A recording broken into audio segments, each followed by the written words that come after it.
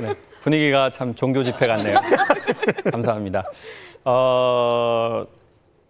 이번 주에 전 세계적으로 가장 그 히트를 쳤던 뉴스 중에 하나가 있습니다. 코로나보다 그날은 그 뉴스가 더 사람들에게 그런 게 있었나요? 네, 그게 바로 뭐냐면 빌 게이츠 부부가 이혼을 하기로 했다는 겁니다. 세기의 이혼 뭐 이렇게 네. 떴더라고요. 네, 그거는 뭐 그분들이 이제 경제력이 많아서 이슈도 있었지만 워낙 사이가 좋았고 이제 남편과 아내의 이름으로 이제 재단도 하고 있었고 그리고 어쩜 이렇게 돈이 많은데 부부 사이가 좋은가? 여러분 돈이 많다고 부부 사이가 다 좋지는 않습니다. 돈이 많지만 부부 사이에 안 좋은 부부가 있고요. 돈도 없고 부부 사이에 안 좋은 집은 천지로 많습니다. 그런데 돈이 그렇게 많은데도 부부 사이가 좋아서 전 세계적인 귀감이 됐는데 드디어 뭐 이렇게 이혼을 한다는 소식에 사람들이 아마 여러 생각을 했을 겁니다. 근데 그분들이 6개월 전에 헤어지기로 마음 먹고 지금 헤어지는 건 아닐 겁니다. 아마 훨씬 예전부터 문제가 있었는데 워낙 알려진 사람들이기 때문에 얘기할 수 없었겠죠. 그렇게 인고 부부도 이별을 하는 세상에 참 이 만사형통하기가 진짜 어렵습니다. 저는 누나가 4명 있습니다. 그리고 친엄마가 1분이 있습니다.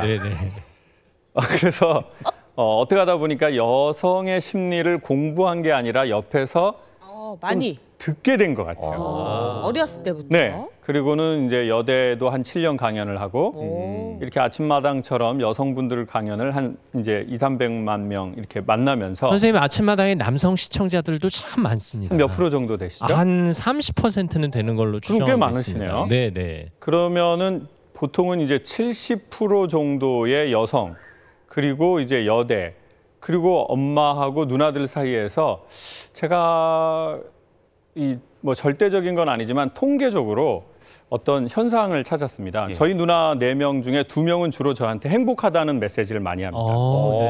상우가 누나 예전만큼 돈이 없지만 많이 행복하다. 너도 늘 감사하면서 살아라. 이런 누나 2명.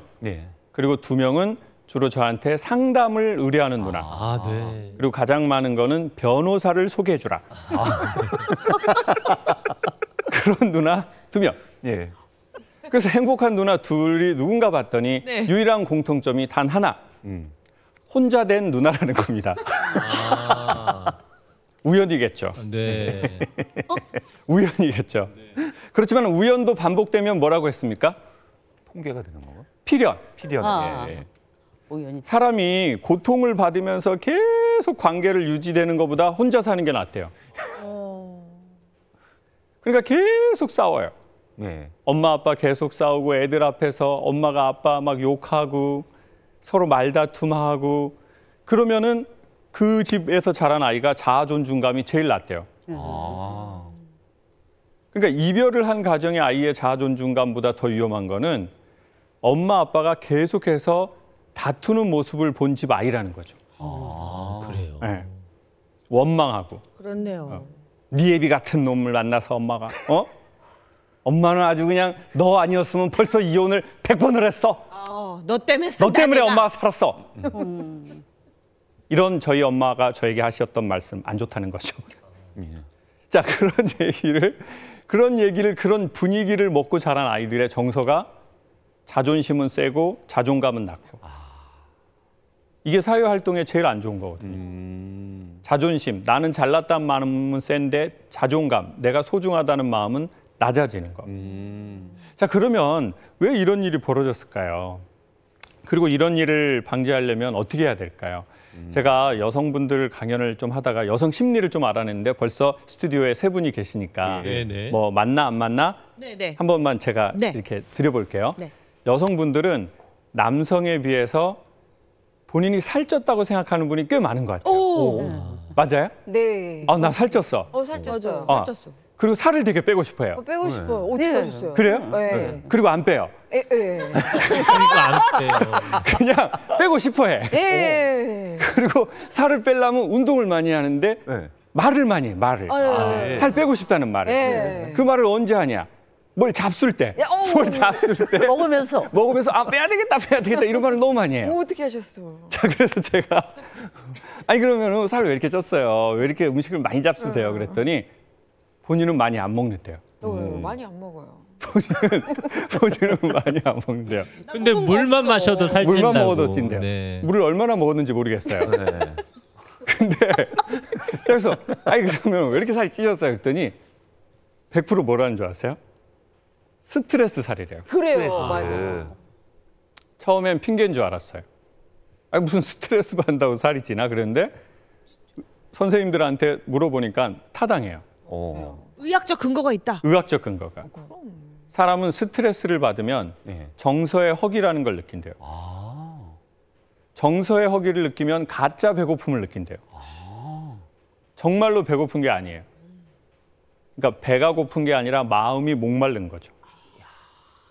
즉 정서가 목이 말랐는데 고상한 말로 영혼이 갈급한데 물도 입으로 들어가고 밥도 입으로 들어가잖아요. 그러니까 사실은 뭔가 내가 관계에 문제가 있고 사랑하지 않고 사랑받지 않고 싸웠고 뭔가 불만이 있고 원망이 있고 한이 있는데 그것을 해결할 수 없는 채로 우리가 살다 보니까 헛헛해서 옷이 없다고 느끼고 배가 고프다고 느끼는 거예요. 그러면 정서의 허기는 옷과 음식으로 채우는 것이 수가 아니라 없다. 가족 간의 소통으로 채우려고 그렇죠. 가족 간의 노력해야 소통도 된다는 있고 또 이제 그 소통에 여러 방면이 있겠죠. 어떤 자기와 어떤 종교적 문제도 있을 테고 자기와 자기 자신의 문제도 있을 테고 자기와 가족의 문제도 있겠죠. 근데 저번에도 말씀드린 것처럼 나하고 사이가 안 좋으면 가족과의 사이가 좋기가 쉽지 않거든요. 그나마 제일 잘할 수 있는 게 직장 생활입니다. 왜냐하면 직장에서는 일종의 저희가 역할 연기를 하는 거거든요. 그렇죠. 네. 그렇지만 이제 집에 가면 그 역할 연기를 해야 할 필요가 없기 때문에 나로 돌아오는 거죠. 그렇죠. 그러니까 이제 아침마당에 나오든 다른 프로에든 뭐 막 이렇게 좋은 역할을 하는데 집에 가서는 너 엄마가 뭐라 그랬어? 바꿔 얘기하면 직장에서는 자신의 역할을 다하면 돈을 주지만 그렇죠. 집에 가서는 돈도 안 나오고 그렇죠. 네. 집에 가서는 대우를 받고 싶죠. 대우를 예, 받고 맞죠. 싶다 오히려. 너 엄마 제 모습 보는 줄 알았어요. 엄마 성격 돋우지 마. 엄마 아침 생방 엄청 날카로워 지금. 엄마 얼마나 힘든지 알아 지금? 맞아. 그러니까 애들이 엄마는 왜 방송에서는 그렇게 맨날 인자하고 친절하고 다정한 모습인데 집에서는 왜 그래? 그냥 집에서도 방송이라고 생각해봐 엄마. 김창욱 선생님이 마치 이승현 씨 또 이정민 씨의 자녀들과 대화를 나누고 계신 것 같은 그래서 알고 그런 지내시는 느낌이 줄 알았어요. 그렇죠. 네. 전화하셨나 봐. 그런 의미에서 김창욱 선생님께서 미리 가족 간 소통의 법칙 몇 가지를 꼽아주셨어요. 그렇습니다. 추려주신 키워드들이 있는데요. 네. 먼저 첫 번째 키워드 보겠습니다.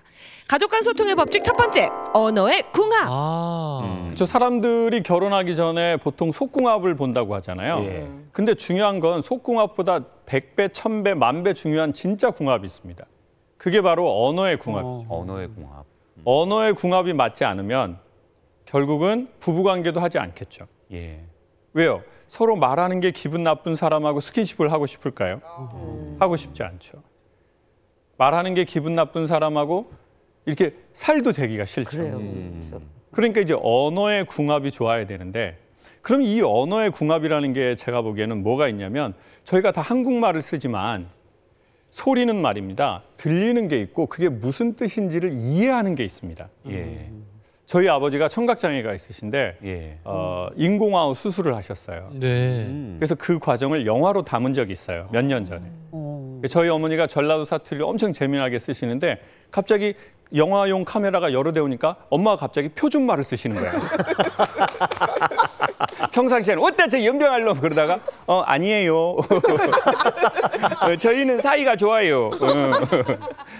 그러면서 엄마가 갑자기 표준말을 쓰시고 그리고 막 싸우시다가 갑자기 또 안 싸우시는 거예요. 그래가지고 이제 촬영팀이 아니 이게 영화가 갈등이 있어야지 되는데 할머님 표준말 쓰시고 사이 좋으시고 이거 어떻게 되는 거냐. 그래가지고 이제 핸드폰으로 몰래 찍기로 했어요. 엄마가 핸드폰으로 영화 촬영하는 걸 모르시니까 그리고 이제 핸드폰을 이렇게 하고 엄마 솔직히 얘기하셔야 돼. 엄마는 아버지가 몇 살까지 사셨으면 좋겠어. 생각을 탁 85.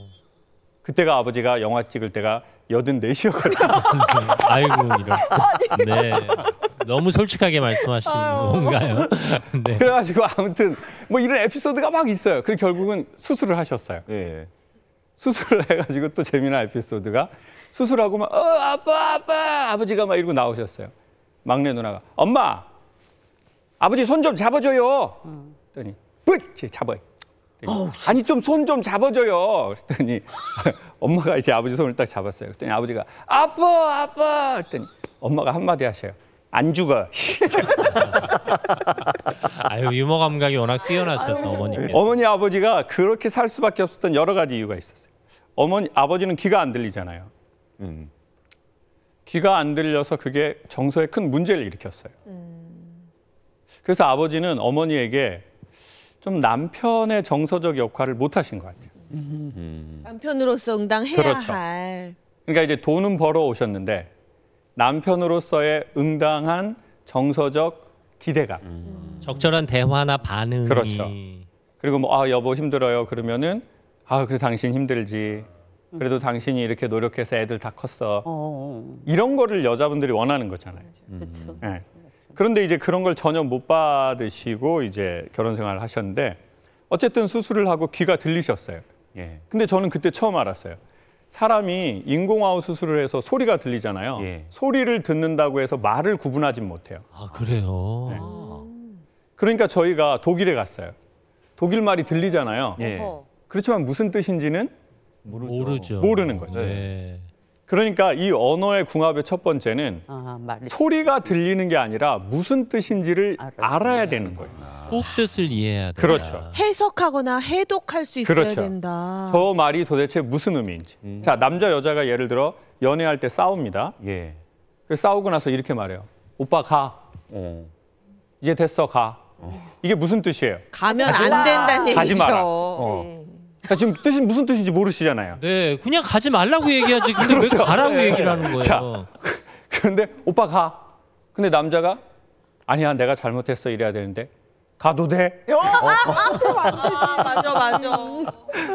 그러니까 이제 여자분은 더 화가 나서 가라고. 그렇지. 내가 가라고 그랬잖아. 그럼 나 진짜 간다. 그러면 그건 또 네. 무슨 뜻이에요? 가라고. 그건 정말 가라는 뜻이에요? 아니죠. 가지 마. 싹싹 빌고 사과해. 그렇지. 아니죠. 네. 근데 남자는 이렇게 말하죠. 네가 가라고 그래서 가는 거다. 맞아. 너무 싫어. 나중에 나한테 뭐라고 하지? 맞아. 예. 말아. 너무 싫어. 그러니까 정말 말이 안 통해. 예. 그럼 언어의 궁합이라는 건 상대방의 언어 습관을 이해하려고 노력하는 그렇죠. 데서 시작하기. 그 말 자체가 무슨 말인지를 잘 모르는 거죠. 같은 한국어를 쓰지만 제가 보기에 여성은 여성의 언어가 좀 있거든요. 그리고 남자는 남자의 언어가 있어요. 예. 그리고 부모가 되잖아요. 부모는 부모의 언어를 또 쓰세요. 제가 한 10년 전부터 그때 강연에서 처음 돈을 벌면서 어느 날 전화를 드렸어요. 엄마, 나 이제 말일이 되면 돈을 보낼게. 많지는 않은데 아버지랑 엄마 맛있는 거 사잡수죠. 네.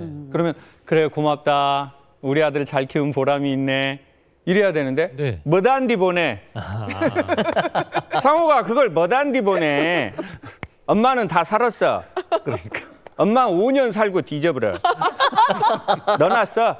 맞아. 그래서 전화를 뚝 끊어버리는 거예요. 안 받으시겠다는 건지. 그래서 제가 이걸 보내지 말라는 건가? 아니에요, 아니지. 이게 무슨 말이지? 네.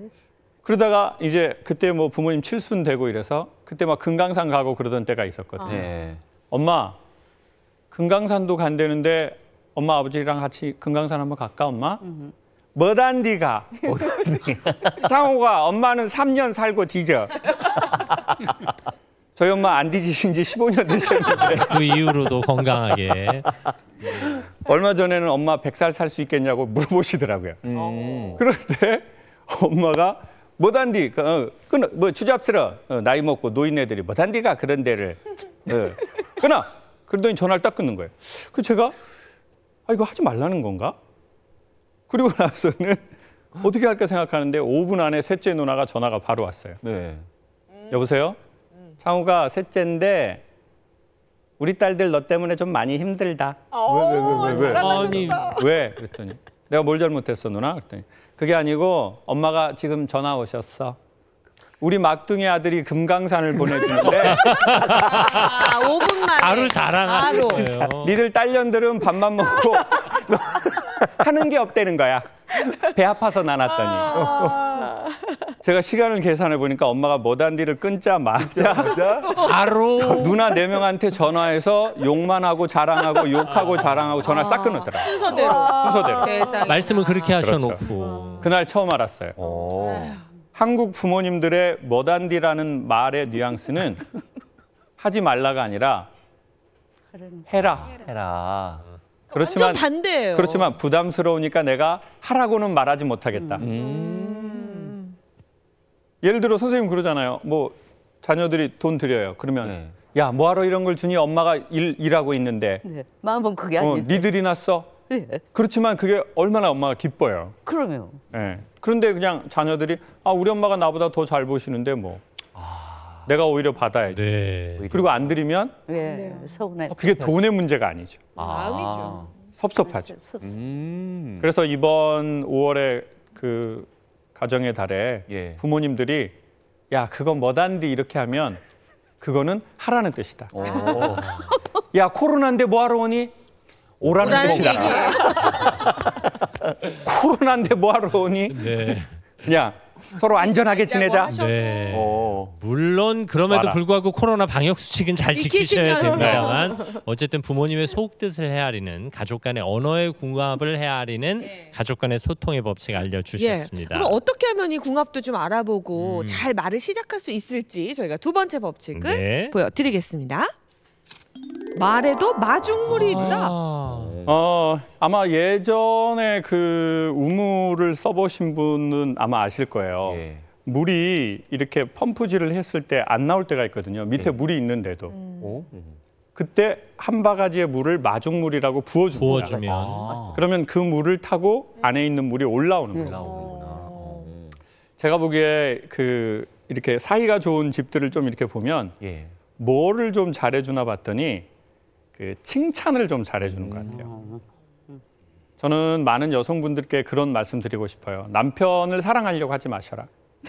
결국은 공황장애가 올 거다. 아유 그렇게 심한 말을 아니 사랑을 하면 오히려 마음이 편안해지잖아요. 자, 그러실 것 같죠. 네. 그렇지만 지금 나머지 여성들은 다 동의하거든요. 자, 이게 무슨 말이냐면 사랑을 하지 말라는 말이 아닙니다.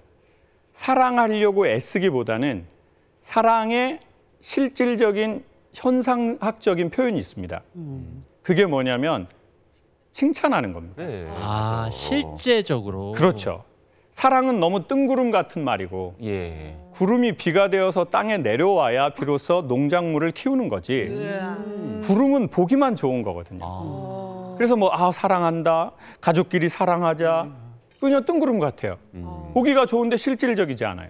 그러면 그 구름이 비가 되어서 물로 내려와야 이 농작물을 키우는데 그게 바로 칭찬인 거죠. 칭찬 맞아.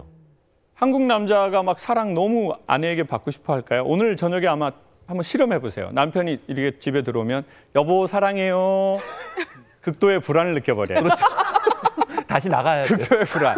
아니 이 사람이 갑자기 왜 이러나 이게 뭐 이렇게 내가 뭐가 뭐, 필요한 게 있나? 막 뭐 이게 뭐 문제가 생겼나? 네. 아니 가만 있어봐. 우리 김재원 아나운서는 좀 그런 거 할 것 같아요. 문 열고 들어가면서 사랑합니다. 오. 그런 거 안 하세요? 네 전혀 안 합니다. 오, 네. 잘하실 것 같은데. 그러니까 중요한 건 사랑이 아니라 사랑을 느끼게 하는 거죠. 그렇죠. 그게 네. 제일 중요하거든요. 그렇죠. 굳이 말로 할 필요가 그러면 없죠. 굳이 사랑이라는 단어를 쓸 필요 맞아. 없거든요. 네. 어떻게? 우리가 사랑을 느끼지 못하기 때문에 어쩌면 사랑이라는 단어에 더 집착. 집착할지 모릅니다. 맞네요. 그리고는 남편에게 물어보죠. 여보, 나 사랑해? 그렇지. 세상에서 제일 싫어하더라고요. 사람이 말할 때 눈을 똑바로 쳐다보고 얘기해. 나 사랑하는지 안 사랑하는지. 맞아. 내가 몇 순이야. 자, 이런 거 굳이 물어볼 필요 없이 예. 사랑을 느끼는 건데 예. 그러면 사람들이 언제 사랑을 느끼나? 자녀와 남편과 예. 아내가 언제 사랑을 느끼나? 가장 중요한 것 중에 하나는 저는 사람이 일을 많이 해서 억울하지 않거든요. 예. 나 50년 일했어요. 그래서 억울해요. 그러지 않아요. 내가 일한 걸 알아주지 않는 거예요. 아. 그 수고로움을 예. 알아주지 않는 거죠. 맞아요. 오늘 KBS 오면서 앞에 엄청 큰 한 벽만한 그 플랜카드가 걸려 있다고요. 예. 그러면서 뭐 KBS 30년 네. 그게 있죠. 아침마당 30년, 6시 내 고향 30년. 그러면서 두 분 네. 사진이 그 아파트 1층처럼 이렇게 있더라고요. 맞아요. 예. 네, 들어올 때. 들어올 때 보셨죠? 네. 그러면 이제 사람들이 출연하는 저도 거기에서 자부심을 느끼는데 그러면 두 분은 얼마나 출근하면서 그거를 보면서 그래요. 그거 보통 그 정도 크기는 이순신 장군에게만 하는 거예요. 그 정도는 광화문에 세종대왕하고 이순신 장군하고 초등학교에서 이러신 정도인데 어머 내 사진이 그리고 우리의 프로그램이 알아주는 거거든요. 맞아요. 그때 사람이 아침마다 생방하러 나오면서 어렵고 힘들었던 거 늦어서 막 택시 타고 막 뛰어오고 막 이런 게 한 번에 녹아버리면서 알아주는구나. 네, 맞아요. 제가 보기엔 이게 필요하거든요. 이것을 조금 구체적으로 그냥 우리가 칭찬이라고 하는 거거든요. 자, 그러면 어떻게 우리의 가족을 칭찬했는지 한번 제가 보여드릴게요. 엄마, 아빠, 저 이번에 대학 시험 합격했어요. 부모님이 뭐라고 칭찬해야 칭찬이 될까요? 잘했어. 잘했어는 개 훈련할 때 하는 말이거든요. 갖고 와! 잘했어! 물어와! 잘했어! 먹어! 개껍! 잘했어는 칭찬 아닙니다. 잘했어는 평가에 가깝습니다. 그리고 중요한 내 위주로, 얘기네요. 내 위주로. 그러네요. 내 위주다. 그렇게 그러네. 내 위주로 하는 거잖아요. 축하해. 놀라는 것이 상대를 칭찬하는 거래요. 몰라줘야 된다. 놀라는 거. 그냥 놀라는 거요? 그렇죠. 놀라면서 반응하는 거. 뭐 엄마, 아버지 이번에 대학 시험 합격했습니다. 그랬더니 어머 대단하다. 아유 우리 아들 대단하네. 우리 딸 대단하네. 네. 근데 한국 부모님들은 어떻게 칭찬하셨어요? 아버지 이번에 대학 합격했습니다. 지금부터 시작이다. 너 지금부터 시작이야. 너 방심하면 안 된다. 항상 겸손해. 맞아. 아버지 아나운서 됐습니다. 겸손해라 겸손. 초심을 잃지 마라. 아버지 아침마당 아나운서 됐습니다. 겸손하고 가서 저 PD님 말씀 저 잘 듣고. 잘 듣고. 맞아. 그 출연자들 잘 섬기고. 네가 뭘 하냐? 아빠는 월남 스키 부대에서 많이 고생했었어. 원래는 스키부대가 어딨어요. 특수부대야 조사에도 안 나와. 그러니까 자 정말 열심히 일해서 아나운서도 되고 정말 열심히 일해서 대학도 들어가고 군대도 제대하고 연기자도 되고. 그러니까 평가하지 말고 감탄사로 칭찬의 그렇죠. 선물을 보내라. 근데 우리는 계속 노력해서 무언가를 이루면 자꾸 또 평가를 받는 거예요. 맞아. 예. 이번에 뭐 탤런트 일기 됐습니다. 그러면은 겸손해라. 뭐 됐다고 된 게 아니야. 맞아. 어머니 이번에 주인공이 됐어요. 언제 넘어질지 몰라. 됐다고 된 게 아니야. 그러니까 계속 주의와 경계를 주니까 어떻게 돼요? 억울한 거죠. 그렇지. 예. 억울해. 억울하다. 일을 많이 해서 억울한 게 아니에요. 내가 일한 거, 내가 남몰래 힘들었던 거 아무도 알아주지. 그럼 이런 표현 어때요? 저는 그러거든요. 우리 아들이 어떤 작은 성취를 해오면 아유 우리 아들 고생했다. 그동안 애썼네. 이 정도로 얘기하거든요. 고생했다는 사장님이 부장님한테 네. 박 부장 고생했어. 김 감독 고생했어. 다 알고 있어. 사장은 뒤에도 눈이 달렸어. 고생했다고. 고생했어. 말씀 제일 잘하고 있는 것 보니까 같아. 저는 항상 이렇게 얘기해 주는 거야. 너 진짜 어떡해요? 최고야. 네. 넌 진짜 최고야. 최고. 오케이. 이거 다음은 어때요, 잘하자. 이거? 뭐 이렇게 얘기해 줘. 그렇죠. 그리고 제가 보기엔 부모님이 약간 모자란 듯이 표현하는 것이 자녀가 더 좋아요. 그럼 최시중 아나운서가 모자라 보이세요? 모자라 보여요. 아니 근데 여기서 중요한 건 자녀 교육에서 중요한 건 네. 아버지 엄마가 카리스마 있게 서는 게 아니에요. 자녀가 삶의 주체자가 자기라는 걸 아는 거예요. 근데 엄마 아빠가 너무 잘 나가잖아요. 그럼 아이들은 부모보다 항상 모자라요. 아유 나는 뭐를 해도 엄마보다 모자라고 난 뭐를 해도 아빠보다 모자라고 우리 아빠 말대로 우리 아빠는 어머니 일찍 돌아가셔가지고 달빛에 공부하고 본인이 무슨 뭐 신문 배달해서 공부했다는데 나는 뭐 다 뭐 과외 시켜줘도 나는 엄마하고 아빠 발끝만치도 못 미치고 아유 내가 뭐 이렇지. 그런 생각이 들지 않도록. 그렇죠. 그러면 그 부모님 밑에서 가면 아이들이 숨을 못 쉰다고. 그러니까 큰 나무 밑에 그늘이 심하잖아요. 아이고. 예, 예. 그래서 작물들이 잘 못 자라요. 그러니까 엄마 아빠가 거기에서 야 너는 도대체 내가 뭘 안 해줘서 그러니? 엄마가 너를 위해서 다 해줬잖아. 과외 선생님 붙여달라 그러면 과외 선생님 붙여주고 유학 보내달라 그러면 유학 보내주고. 근데 뭐가 문제야? 엄마가 아빠가 너처럼 그렇게 할아버지한테 받았으면은 나는 대통령이 됐어. 아, 맞아. 예. 너도 네 애비랑 똑같은 놈이야 아주 그냥. 아유. 그러면서 또 종자 얘기 또 나오고. 맞아요. 그러면서 아이들은 자아 존중감이 바닥으로 떨어지고 난 부모 밑 앞에만 가면 작아지고.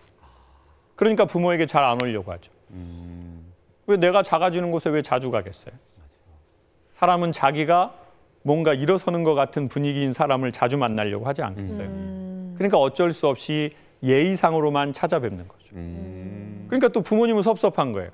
나는 정말 힘들게 아무것도 없는 것 가운데서 이렇게 해가지고 애들한테 다 투자했는데 애들은 왜 나를 멀리할까? 아우 정말 섭섭하고 내 인생 아무것도 안 남네. 근데 사실 부모님도 자녀 잘 되라고 정말로 기뻤지만 조금 숨기고 그래 교만하지 마라 하셨던 거잖아요. 걱정돼서. 그러니까 중요한 건 방법을 몰랐던 거죠. 충전을 해야 되는데 방전을 시켜버린 거죠. 군기를 잡으려고 하다가 사기를 떨어뜨려 버린 거죠. 오늘 아주 좋은 원칙을 배웠습니다. 일단 언어의 네. 궁합을 확인하고 그리고 말에 마중물을 붓되 감탄사로 칭찬으로? 그야말로 칭찬을 해주는 마중물을 부어라. 네. 이런 얘기까지 해주셨는데요.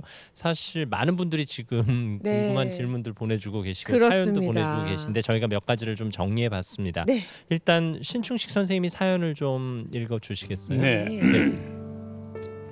저와 아들 사이에 대화가 끊긴 지 1년이 넘었습니다. 곧 큰딸 상견례를 앞두고 있어서 같이 가야 하는데 이 녀석이 애비와 말 한마디 섞지 않으니 정말 답답합니다. 예전부터 사이 좋은 부자는 아니었지만 그래도 말대꾸는 했었는데 이젠 말 한마디 서로 안 하고 삽니다. 제가 남들이 말하는 다정다감한 아빠는 아니었지만은 아들 배는 골치 않게 키웠고요. 크게 손찌검을 한 적도 없습니다. 친구 같은 아빠가 되어주지 못한 게 그렇게 큰 죄입니까? 아들과 대화를 하면 처음엔 좋게 얘기를 하다가도 결국엔 서로 기분만 상한 채 대화의 끝이 납니다. 이런 아들과 어떻게 대화를 시작하면 좋겠습니까? 이런 얘기. 아마 많은 가정에서 비슷한 고민이 있지 않을까 싶은데요. 제가 보기에는 이 사연에서 가장 중요한 것은 보통 저런 사연은 그 아내 되시는 분이 남편하고 아들이 사이가 안 좋아요. 어떨까요? 이렇게 맞아요. 얘기하거나 네. 자녀들이 저는 아버지하고 사이가 안 좋습니다라고 맞아. 하는데 지금은 그 사실은 그 중심에 있으신 아버지가 직접 그렇게 사연을 쓰셨다는 게 문제 해결의 50%는 된 것 같아요. 일단 네. 왜냐하면 이 사람이 자기가 인식을 하고 인정을 해야 수정이 되거든. 그러니까 문제의식은 그렇죠. 있으시다는 문제의식도 거 있고. 자체가. 근데 지금은 인정이 한 반반이신 것 같아요. 내가 뭘 잘못했습니까? 조금은 억울해. 나 배 굶지 않게 애를 키웠는데. 네, 맞아. 근데 마치 이런 느낌인 것 같아요. 뷰가 되게 좋은데 냉기가 가득한 집안에서 아이가 자라지 않았나. 네, 이렇게. 사실은 뷰도 좋지만 집에 있어서 냉기가 가득한 집안에서 보는 뷰는 진짜 뷰가 아니거든요. 경제적으로 여유가 있어도 그 가정의 온기가 얼마나 충만했는지를 아버지가 경제적으로 줄 수 있었어도 아버지의 느낌, 아버지의 표정, 아버지의 그 온기, 엄마의 온기를 못 느끼고 계속 주의와 경계를 주고 좋은 아파트 살고 좋은 학교 보내주고 좋은 유학 보내줬다면 그거는 온기가 없어서 그런 거겠죠. 네. 근데 이런 말씀을 드리고 싶어요. 제가 이제 아버지하고 사이가 좀 좋아진 계기가 있었는데 어느 날 제주도에서 전화가 왔어요. 예. 치과래요. 그래서 예. 제가 강연 의뢰하시는 겁니까? 그랬더니 그게 아니고 아버지가 누구누구시죠? 그러는 거예요. 저희 아버지 성함을 대더라고요. 그래서 제가 네, 저희 아버지인데 왜 그러십니까? 그랬더니 아버지가 임플란트하고 신경 치료를 받으러 오셨는데 예. 치료비를 저한테 낼 수 있냐고 물어보라고 그래가지고 전화를 했다는 거예요. 네. 이제 저희가 자식이 6인데 그때 당시에 아버지하고 좀 사이가 제가 서먹해서 아니 이걸 왜 n분의 1을 안 하고 아들에게 이게 다. 내가 왜 이게 아버지랑 그렇게 친밀하지도 않는데 그래서 제가 아유 예 제가 할게요 이제 그랬어요. 그런데 이제 그 치위생사 선생님이 근데 할아버지가 전화 받고 달래요 그러더라고요. 네. 제가 저희 아버지는 귀 안 들리시는데 오. 그랬더니 모르겠어요 할아버지가 전화 받고 달래요 막 그러는 거예요. 어떻게 하실 거예요? 저는 아버지하고 전화 통화를 한 번도 안 해봤잖아요. 예. 귀가 안 들리시니까. 예. 마치 하늘에서 전화가 왔는데 저보고 이 전화를 받을 거냐고 물어보는 것 같더라고요. 제가 전화를 받았어요. 할 말은 없죠. 아버지는 귀가 안 들리시니까. 아버지가 진짜 받으시더라고요. 예. 그리고는 제 인생 최초로 전화로 저한테 3마디를 하셨어요. 보통 사람보다 훨씬 큰 목소리를 내세요. 청각 장애가 있으면. 그렇죠. 이러시더라고요. 막둥이냐? 아버지다. 미안하다. 아유.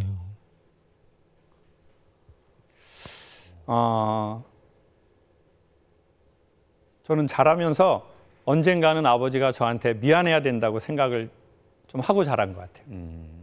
아버지가 엄마한테 하는 걸 보고 자식들한테 하는 걸 보고. 근데 그 아버지가 막상 미안하다고 이 돈 문제 때문에 얘기하는데 기분이 좋은 게 아니라 좀 속이 상하더라고요. 네. 이제 이분이 힘이 아무것도 없구나. 약이 있었구나. 그래서 제가 아버지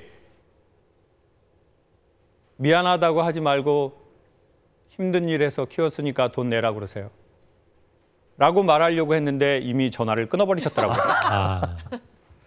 그리고 나서는 제가 아버지에 대한 문이 처음 열렸던 것 같아요. 아버지의 진정한 사과로. 그 미안하다는 말 때문에. 그래서 저 원래 제주도에 가면 서울 올라갈 때 엄마만 나오시거든요. 예. 아버지는 집 밖에 좀 배웅을 안 나오는 스타일이세요. 근데 제가 이제 그 미안하다는 사건 이후로 아버지가 엄마 모르는 돈이 있어야 되겠다고 생각했어요. 근데 제가 왜 돈을 안 드렸냐면 아버지가 제가 드린 돈으로 그 그림을 하셨었거든요. 예. 네, 이 그림을 많이 하셔가지고 그래가지고 지역사회 환원하시고 예. 또 윷놀이로 환원하시고 또 예. 엄마하고 둘이 또 UFC 하시고 그래가지고 그래가지고 제가 돈을 그냥 돈 들이면 자꾸 문제가 터지니까 네, 멍뚱한 일에 사용하시니까. 네, 그래가지고 돈을 안 드렸는데 그 미안하다는 사건 이후로는 문제가 터져도 돈을 드려야 되겠다는 생각이 들었어요. 왜냐하면 나이가 잡수시고 돈이 없으면 젊은이가 돈이 없는 것과는 차원이 다르다는 마음이 처음 느껴졌어요. 아빠를 이해하게 되고 그래서 정기적으로 돈을 드리는 거예요. 그럼 사연 주신 아버님께서도 아들과 진심 어린 대화를 좀 시도하시는 게 좋겠고. 저는 대화 이전에 미안하다는 말이 1번이라고 생각해요. 네. 듣다 보니까 네. 아주 그 소통 관계인데 저도 이제 말이 없는 편인데 지금 좀 그런 소통을 좀 해야 되겠구나 그런 생각이 자꾸 쌓이다 보면은 점점 더 어려워집니다. 맞습니다. 그래서 이제 뭐 소주 한 잔이라도 놓고 뭐 그렇게 해서 자꾸 이렇게 대화를 하고 이렇게 해야 된다. 이런 그러니까 제가 보기에는 설명보다 해명보다 미안하다는 어색한 말이 힘이 더 큰 것 같아요. 변명보다 그렇죠. 사과로 그 장벽을 낮추시는 게 좋겠습니다. 자, 첫 번째 사연 들어봤고요. 아유 좋았습니다. 두 번째 사연 우리 전원주 선생님께서 준비하셨죠? 다섯 형제를 둔 70대 엄마입니다. 사업하는 큰아들 보증 문제로 집안이 난리난 뒤로는 형제들끼리 사이가 좋지 못합니다. 명절에 만나면 싸움만 나니 이젠 모이지도 않고요. 남편과 제가 늘 싸우는 모습만 보여서 애들이 닮은 건지 속이 답답합니다. 제가 세상 떠나면 형제들끼리 상판남이 될 것 같아서 요샌 편히 잠도 못 자요. 아이들을 어쩌면 좋을까요? 저는요, 이 사연을 딱 읽으면서 이건 며느리들이 문제가 있지 않나. 아이고. 이것들이 쏙닥쏙닥쏙닥해서 형제들 사이를 이렇게 나빠지게 만드는 게 아니라 이런 생각이 들어가네요. 선생님 어떠세요? 뭐 이렇게 일방적으로 말씀하시긴 좀 무리가 있습니다만 선생님 말씀에 동의하면 저에게 악성 댓글이 많이 달릴 것 같습니다. 하지만 부모님들은 자식 간의 우애를 염려하시는 경우가 참 많잖아요. 그러니까 어떻게 네. 보면 이럴 수 있을 것 같아요. 저희 어머니도 저희가 2남 4녀인데 어머니가 형하고 저한테 편애를 하셨어요. 왜냐하면 엄마가 아버지에게서 받지 못한 애정을 아들 둘에게서 기대한 게 있었거든요. 네. 그러다 보니까 누나들한테는 아버지한테서 받지 못한 이 화가 누나들한테 가고 예. 아들 둘에게는 이게 기대감. 과한 기대와 과한 사랑이 가니까 그렇죠. 아들들은 고마우면서도 다른 형제에게 미안하고 그리고 이제 결혼해서도 며느리들도 부담스러운 거예요. 부담스럽죠. 예. 그래서 제가 보기엔 어머니나 아버지가 살아생전에 그 관계를 좀 최소화하는 정리를 하시고 그리고 특별히 돈에 대한 문제를 공평하게 공정하게 정리를 분배를 하셔야지 그렇지 않으면 반드시 그 돈 얼마 때문에 부모님 돌아가시고 나서는 자식들은 영원히 보지 않을 확률이 높을 것 같아요. 혹시 편애가 있었으면 그 부분도 사과하시고 그렇죠. 그 부분에 대해서 미안하다. 네. 나도 내 남편과 좋은 관계를 원했는데 그게 결핍되다 보니 내가 내 아들에게 그걸 기대하게 되었고 그래서 며느리 너희들에게 내가 의도치 않게 부담을 줬고 딸 너희들에게는 내가 섭섭하게 한 게 있는 것 같다. 그렇지만 내가 의도하지 않았다. 그렇지만 너희들이 상처를 받았으니 내가 사과하마. 받아라 현금. 하면서 공정하게. 중요한 건 액수가 아니라 공정인 것 같아요. 네, 그러니까 살아생전에 염려만 하지 마시고 어느 정도 교통 정리를 좀 하고 가시는 네. 것이 지혜로운 방법이 아닐까 싶습니다. 자, 이번엔 최시중 아나운서의 예. 사연입니다. 저희 어머니는 가장 노릇을 못한 아버지 때문에 평생 고생만 하셨습니다. 이른이 되고서야 더 이상 함께 못 살겠다면서 어머니가 이혼 요구를 하고 있는데요. 거동이 불편한 아버지는 끼니 챙기기 어려워지니 들은 척도 안 하십니다. 늘 싸우는 부모님 보면서 저렇게 안 맞는데 어떻게 50년 넘게 함께 사실까 이해가 안 되기도 했지만 막상 또 이혼한다고 하시니까 당황스럽습니다. 자식된 입장에서는 어떻게 대응을 해야 될까요? 자식 그 사연은 여성분이 보내신 건가요?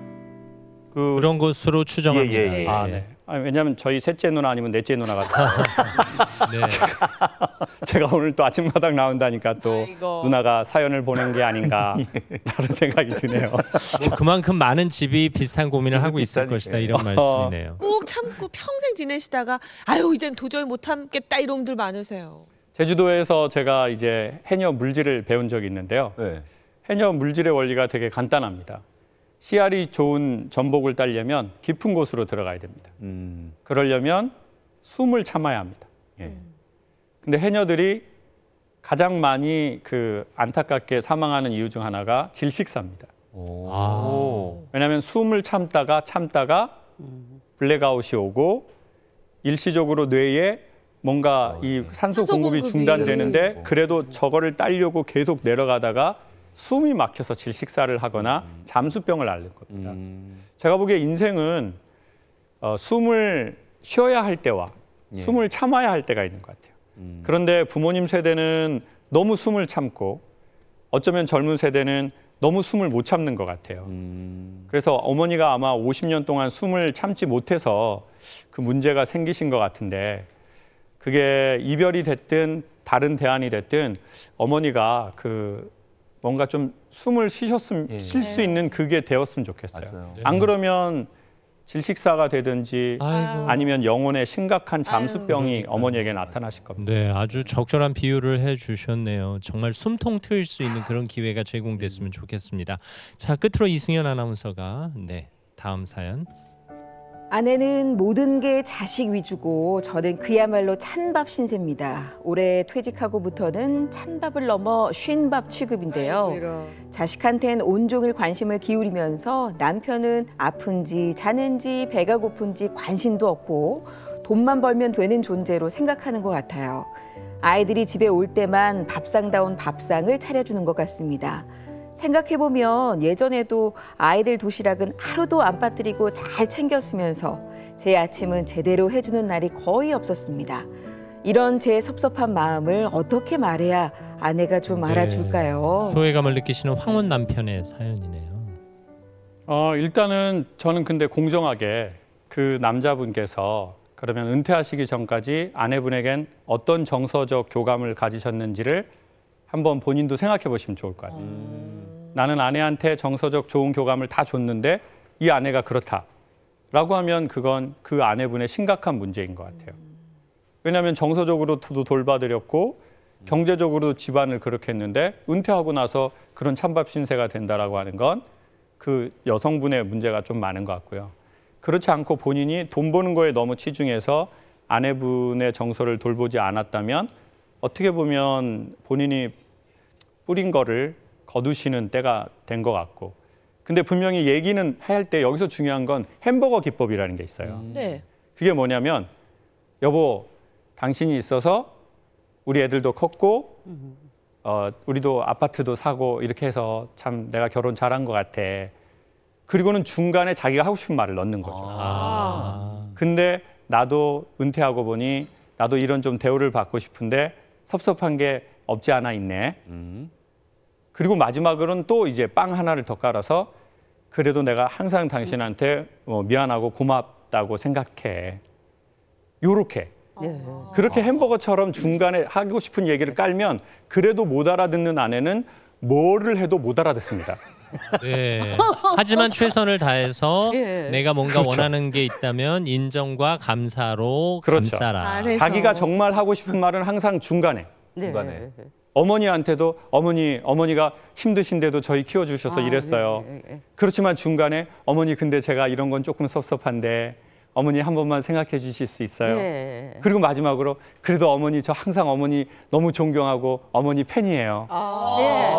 아니 지금 말씀하시는 게 맞아요. 맞아요? 요즘 애들이 딱 부러져요. 저도 뭐 저 이렇게 서로 살림하는데 방식이 틀린 데 있는데 소통이 필요한 것 같아요. 서로 웃으면서 찡그리지 말고 이러면 좋다 얘기야. 그러면 어머니 이래도 좋아요. 이게 굉장히 중요할 것 같아요. 정말 자녀는 자녀대로 부모는 부모대로 어떻게 말해야 하는지 한 번 더 고민해야 되지 않을까 싶습니다. 명령보다는 부탁이 좋다고 생각합니다. 네. 아우 왜 이런 얘기를 지금 와서야 들었는지 모르겠어요. 그러게요. 신혼 때부터 많이 들었었으면 네, 좋았을 텐데. 오늘 소중한 사연 보내주신 시청자 여러분들 감사하고요. 또 명쾌한 처방전 내려주신 소통 전문가 김창옥 선생님께도 큰 감사의 박수 보내드립니다. 함께해 주셔서 감사합니다.